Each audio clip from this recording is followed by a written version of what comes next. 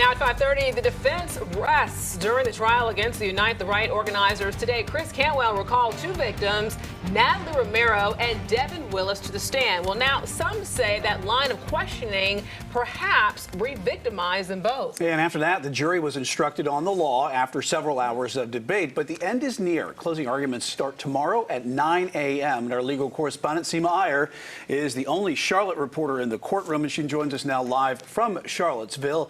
And Seema, this case really centers around the alleged conspiracy between the defendants. But the judge instructed the jury that this is a specific type of conspiracy connected with racial violence. So what exactly do the plaintiffs have to prove at this point, Seema? That's right, Alicia. This case is so specific because there's a conspiracy, whether it's selling drugs or to commit other types of crimes, but this conspiracy is specific. So let's go through exactly what the plaintiffs have to prove. Number one, that the conspiracy existed, and all you need for that is two or more people. Number two, that it was motivated in whole or part by a hatred of blacks or Jewish people. Number three, that the purpose was to deprive certain persons of their right to be free from racially motivated violence.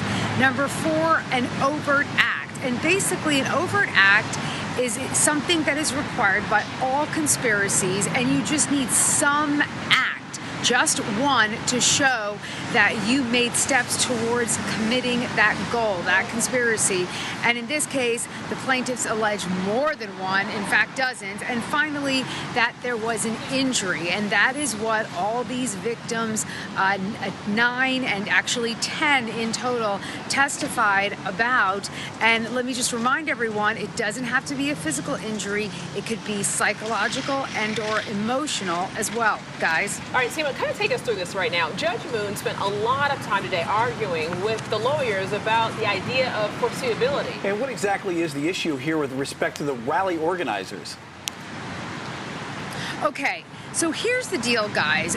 There has to be some type of foreseeability as to what your co-conspirators could possibly do. Easiest example, let's say the three of us go in to commit a bank robbery. Alicia and I go inside. Brian, you are the getaway driver. I, without telling or giving any notice to you or Alicia, I shoot one of the tellers.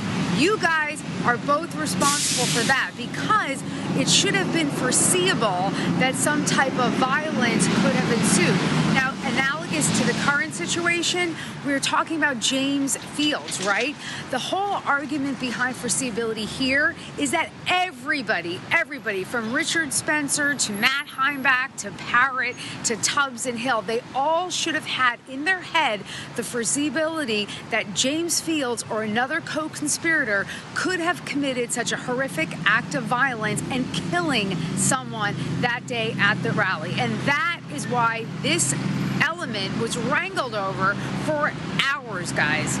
Yeah, and Seema, in criminal cases, prosecutors like yourself have to prove the case beyond a reasonable doubt. But here the burden of proof is preponderance of evidence. So what exactly does that mean in practical terms? I even had to look that up myself.